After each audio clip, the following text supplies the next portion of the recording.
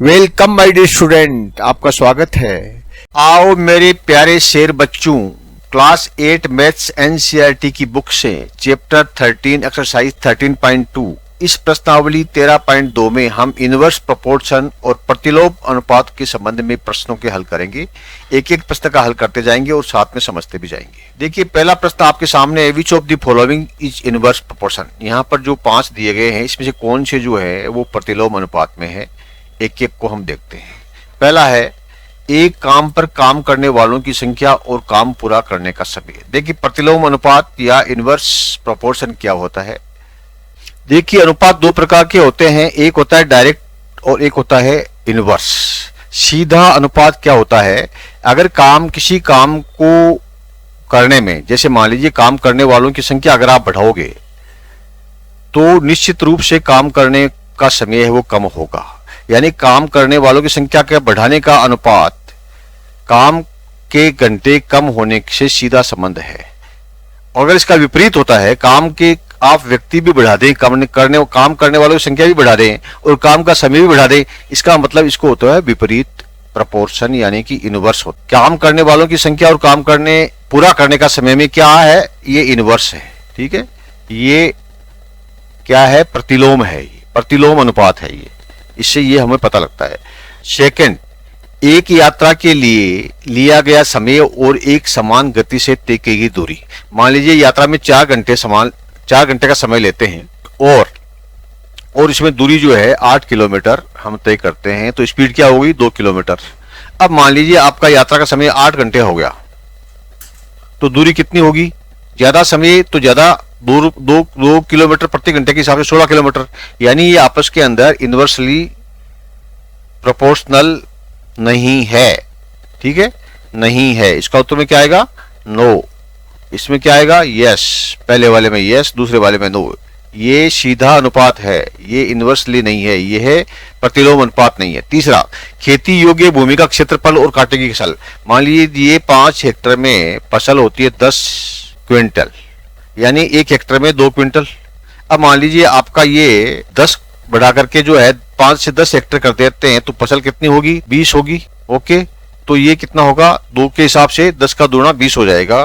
तो हम कहेंगे कि ये इनवर्सली प्रोपोर्शनल नहीं है, ये है सीधा प्रोपोर्शनल है। खेती योग्य जमीन को बढ़ाने पर खेती का उत्पादन बढ़ेगा, इसलिए ये प्रतिलोम अनुपात नहीं होकर के सीधा अनुपात है। इसी तरह से फोर्थ में, एक निश्चित मात्रा में लगने वाला समय और वाहन की गति। मान लीजिए एक यात्रा हम 50 किलोमीटर की कर रहे हैं, उसमें समय लग रहा है आपका 5 घंटा और वाहन की गति जो है वो मान लीजिए 10 किलोमीटर प्रति घंटे है। 50 किलोमीटर की यात्रा करते हैं, 10 किलोमीटर प्रति घंटे से 5 घंटे लगे, यानी समय जो 5 आवर्स है, अगर ये बढ़ जाता है, मान लीजिए इसको हम जो है 10 आवर्स कर देते हैं, तो वाहन की गति पे कोई फर्क पड़ेगा क्या, नहीं पड़ेगा ना, वाहन की गति तो वही रहेगी। इसलिए हम कहेंगे कि यस, ये इनवर्सली प्रोपोर्शनल है, यानी कि समय बढ़ने से वाहन की गति बढ़ती नहीं है, वाहन की गति वही रहती है, समय बढ़ जाएगा। इसका मतलब क्या हुआ कि ये प्रतिलोम अनुपात में है, यह यस में आएगा, इसका आंसर आएगा yes, it is in inverse proportion. और 5वां क्या, किसी देश की जनसंख्या और प्रति व्यक्ति भूमि का क्षेत्रफल।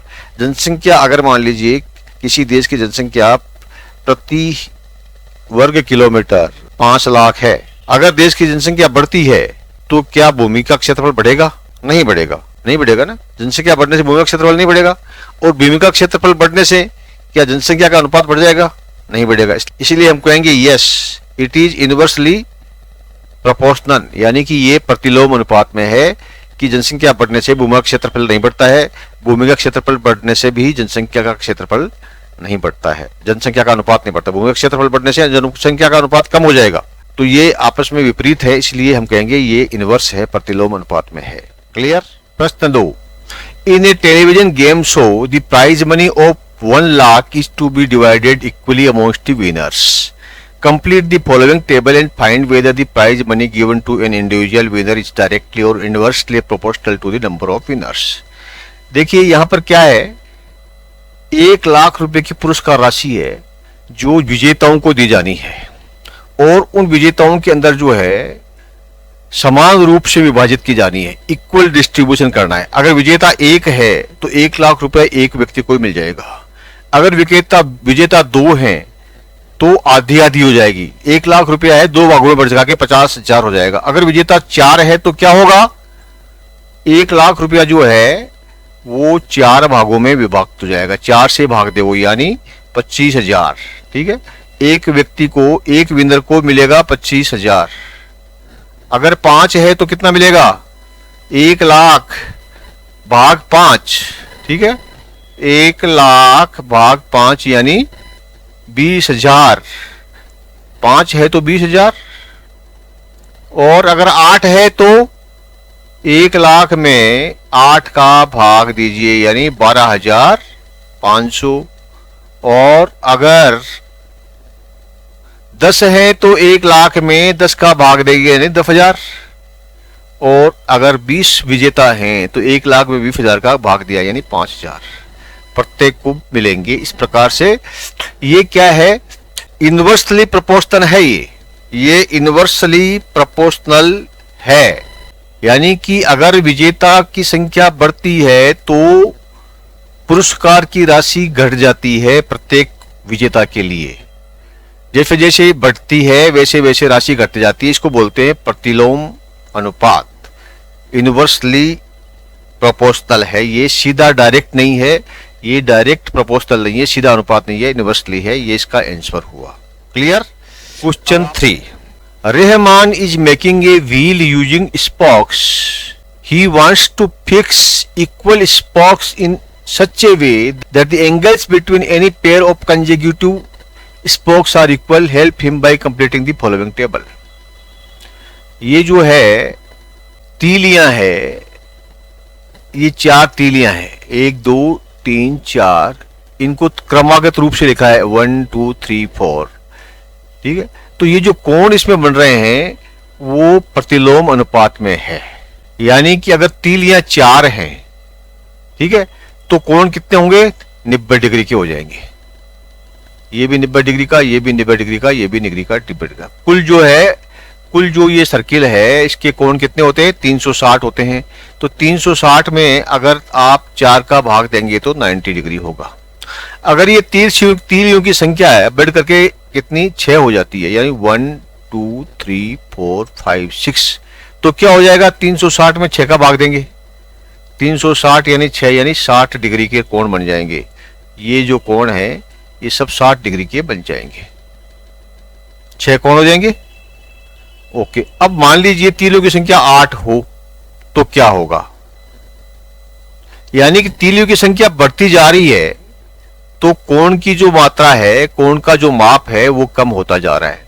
4 पर 90, 6 पे 60, तो 8 पे इससे कम होगा, 360 बटा 8 होगा। 360 में 8 का भाग देंगे उतना होगा, यानी ये हो गया आपका 45 डिग्री। और यहां पर क्या होगा, 360 में 10 का भाग देंगे यानी 36 डिग्री। और यहां होगा 12 का भाग देंगे, 360 में 12 का भाग देंगे तो हो गया 30 डिग्री। मतलब 30 36 45 60। जैसे जैसे तीलियों की आकृति बढ़ती जा रही है, स्पोक्स बढ़ते जा रहे हैं, वैसे वैसे आपका कोण की माप है वो कम होती जा रही है, क्योंकि ये विभक्त होते जा रहे हैं। इसके जो दायरा है वो छोटा होता जा रहा है। यहाँ बड़ा था, यहाँ उससे छोटा होगा, यहाँ छोटा होगा, उसके आगे इससे छोटा होगा। इसलिए हम ये कहेंगे कि 2 प्रश्न पूछे हैं। 15 तीलियों वाले पहले पर क्रमागत तीलियों के एक जोड़े के बीच में कोण की क्या गणना होगी। अगर तीलियां 15 हो, 8 तक तो हमने कर दिए, अगर मान लीजिए 15 हो तो क्या पोजीशन होगी। पहला प्रश्न तो ये है, सीधी सी बात है। अगर 15 है तो हम 360 में, मान लीजिए 15 है तो हम क्या करेंगे, 360 में 15 का भाग देंगे, यानी 15 दूवा 30 और बच्चा कितना 24, 4 15 चौका 60, तो ये 24 हो जाएंगे। 15 हो तो 24 डिग्री हो जाएंगे।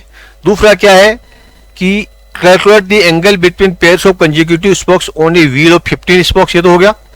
Are the numbers of spokes and angles formed between the pairs of consecutive spokes in inverse proportion. हम कहेंगे यस, इनवर्स प्रोपोर्शन में है।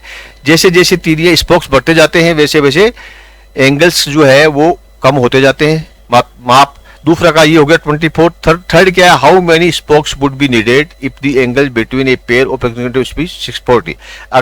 अगर जो है, अगर दो के बीच में, अगर जो है यदि क्रमागत तीलियों में एक जोड़े के बीच का कोण 40 है तो कितनी तीलियों की आवश्यकता होगी, या उल्टा हो गया। देखिए यहां पर क्या है, आपको तीलियों की संख्या दी हुई थी, आपको कोण निकालना था, यहाँ कोण दिया हुआ है 40, तो तीलियों की संख्या निकालनी है, यानी 360 में हम 40 का भाग देंगे तो कितना आ गया, 9 आ गया। ठीक है, तो 9 तीलियां अगर होगी, इसका आंसर क्या आएगा, थर्ड का आएगा 9, थर्ड का आएगा 9 स्पोक्स। 9 स्पोक्स अगर होंगे तो कोण जो है 40 डिग्री के होंगे। तीनों के उत्तर हो गए clear. Question 4, if a box of sweets is divided among 24 children, they will get 5 sweets each. How many would each get if the number of the children is reduced to 4? प्रश्न ये है कि अगर एक बॉक्स में जो sweets हैं वो 24 बच्चों में बांटे जाते हैं तो प्रत्येक को 5 स्वीट मिलते हैं, एक को 5 मिठाइयां मिलती है 24 बच्चों को, तो कुल कितनी मिठाइयां होगी, 120। 24 को 5 से गुणा किया तो 120 हो गया, यानी 120 मिठाइयां है, 24 बच्चों में बांटेंगे तो प्रत्येक को 5 मिलेगी। ये तो हो गया आपका।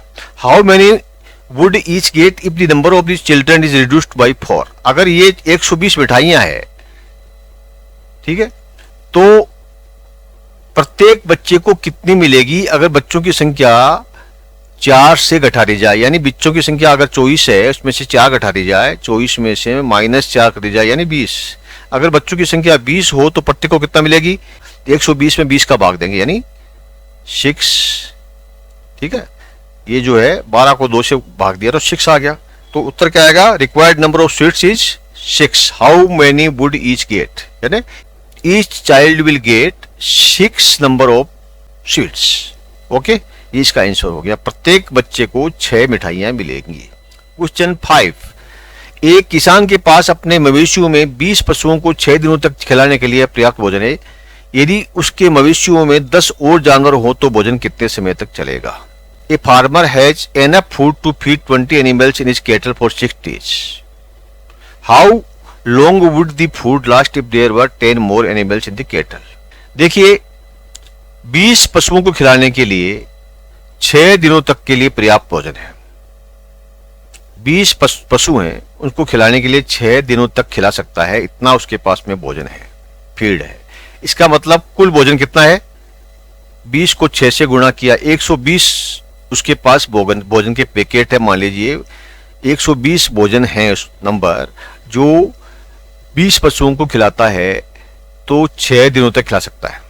अब क्या था, यदि उसके मवेशियों में 10 और जोड़ दिया जाए, यानी जो पशु है इसमें 10 जोड़ दिया जाए, यानी ये 30 हो जाए, और भोजन तो वही है,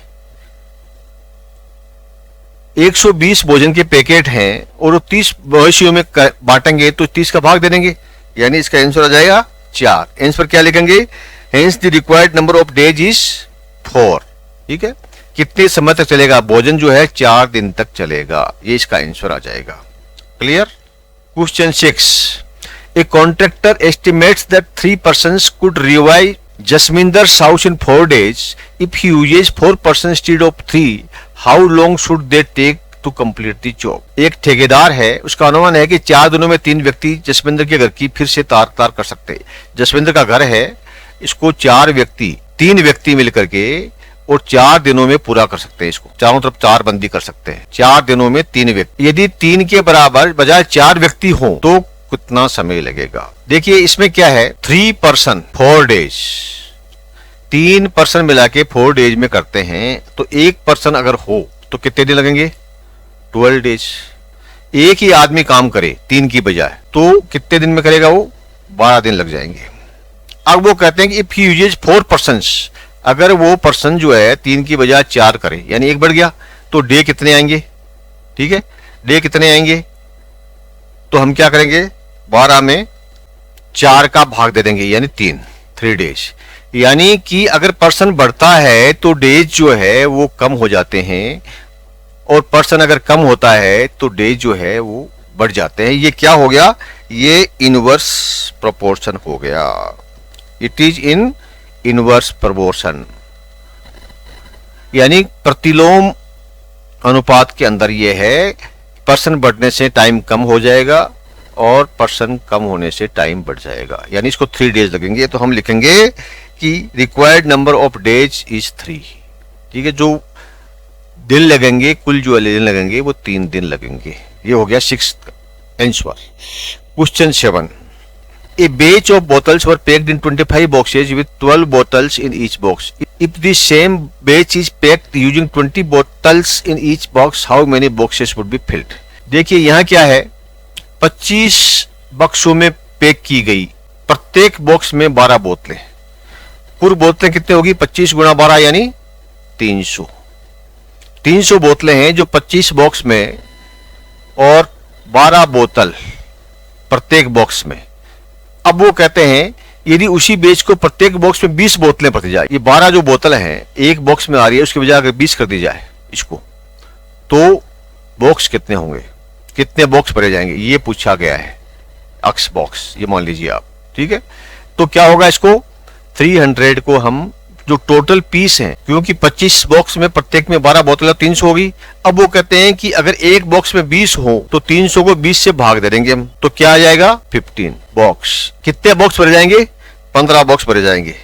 ओके, समझ में आया। तो हम लिखेंगे कि 20 बोतलों का उपयोग करने पर 15 बॉक्स भरे जाएंगे।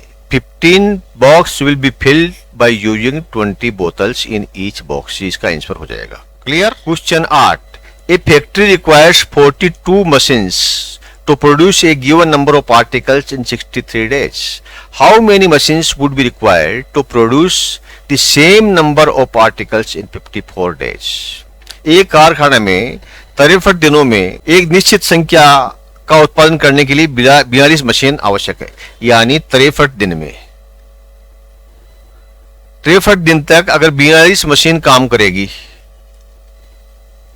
तो क्या होगा, गिवन नंबर ऑफ आर्टिकल्स बनाएगी, यानी इसको इससे गुणा करेंगे तो इतने आर्टिकल्स बनाएंगे, यानी 63 को 42 से गुणा कर देंगे। ये 6 हो गया, 6 2 जा 12 हो गया, 4 3 4 3 12, 1 बचा, 24 और 25, यानी ये आपका हो गया 2 6 4 6।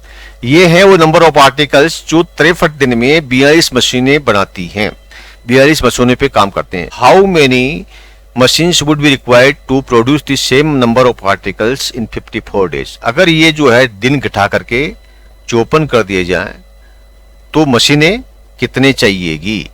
ठीक है, देखिए इनवर्स प्रोपोर्शन, डे है 63 तो मशीन 42, डे अगर कम होंगे तो मशीनों की संख्या ज्यादा जरूरत पड़ेगी उतने ही पीस बनाने के लिए, उतने ही आर्टिकल्स बनाने के लिए आपको, क्योंकि दिन कम है तो ज्यादा मशीनें लगाएंगे तभी इतने आ सकेंगे। तो इसको हो गया इनवर्स प्रोपोर्शन। अब देखिए इसको भाग दे देंगे हम करेंगे कि 26 2646 में 54 को डिवाइड कर देंगे तो हम मशीनों की संख्या आ जाएगी, 54 डेज है, मशीनों की संख्या आ जाएगी। देखिए कितनी बार जाएगा, 5 है, ये 5 को 5 से मल्टीप्लाई करेंगे तो ज्यादा हो जाएगा, इसलिए इसको हम 4 से मल्टीप्लाई करेंगे। ठीक है, ये 4 रख दिया तो 4 चौक 16। ठीक है, 4 4 जा 16, 1 बचा और 20 और 1 21, बचा कितना 8 और 4 48 बचा। अब ये लिखा 46।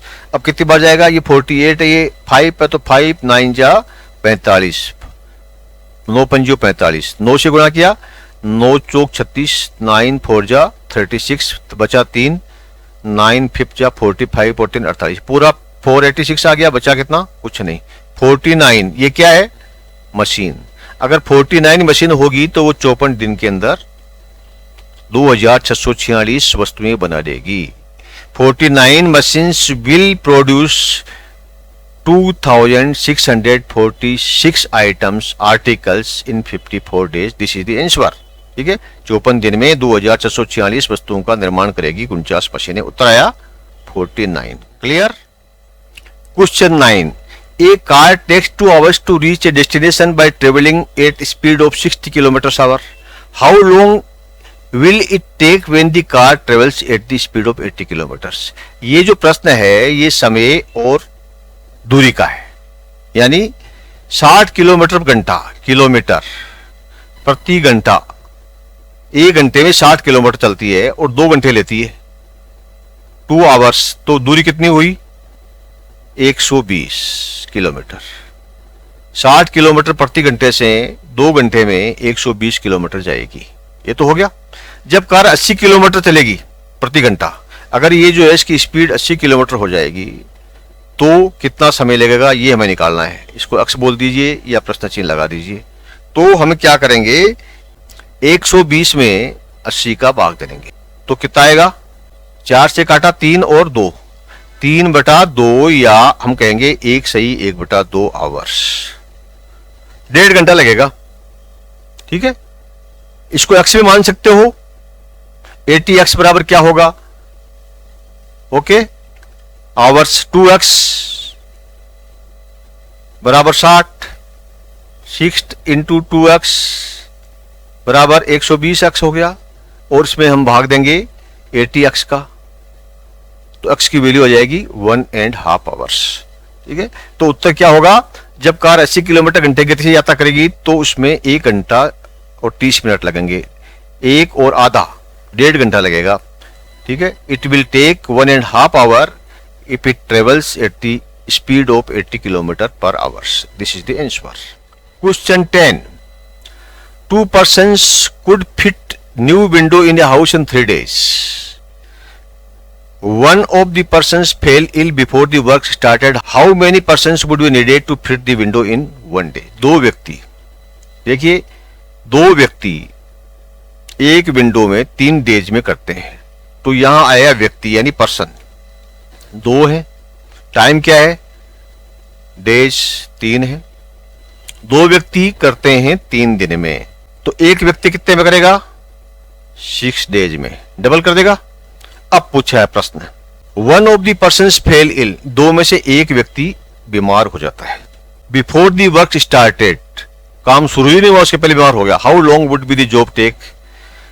देखिए 2 पर्सन करते हैं 3 दिन में, अगर एक ही व्यक्ति बीमार हो गया उसको निकाल दो इसमें से, तो एक बच गया। तो एक व्यक्ति कितने दिन में करेगा? 6 डेज में, डबल टाइम लगेगा ना। 2 व्यक्ति की बजाय 3 दिन में करते थे, एक व्यक्ति करेगा तो 3 और 3 2 दिन लगे इसको।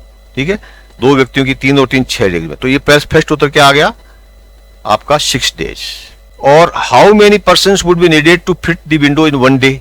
अब आता है कि अगर एक ही दिन में फिट करना हो, ये जो 3 दिन में 2 व्यक्ति काम करते हैं या 6 दिन में एक व्यक्ति काम करता है तो विंडो फिट होती है, तो कहते हैं कि एक ही दिन में कितने? जब 6 दिन में एक व्यक्ति लगता है, ठीक है, पर्सन, तो एक दिन में 1 डे, एक दिन में क्या होगा? 1 गुणा 6, यानी कि 6 पर्सन। उत्तर क्या आएगा?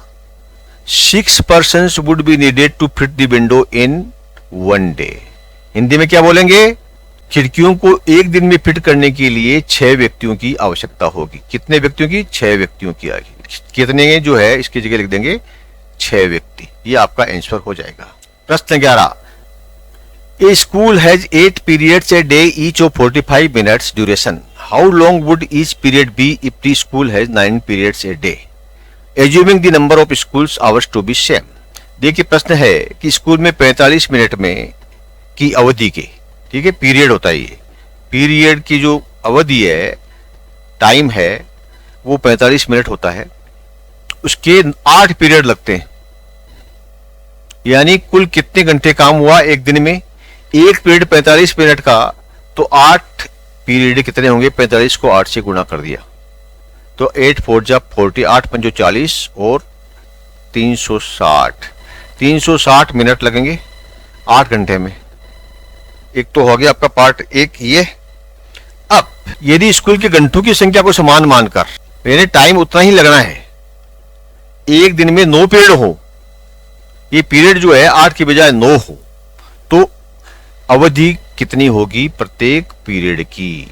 ये पीरियड जो है 45 मिनट का था, वो कितने का हो जाएगा? 8 पीरियड है तो 360 और 9 पीरियड है तो 360 में हम 9 का भाग दे देंगे। ठीक है, यानी 9 चौक 36, 9 4 जा 36, 40। ठीक है, यानी 40 गुणा 9 भी 360 होता है, 45 गुणा 8 भी 360 होता है, तो हम कहेंगे 40 मिनट। उत्तर क्या होगा? यदि स्कूल के घंटों की संख्या को समान मानकर स्कूल में एक दिन में 9 पीरियड हो तो प्रत्येक अवधि 40 मिनट लंबी होगी।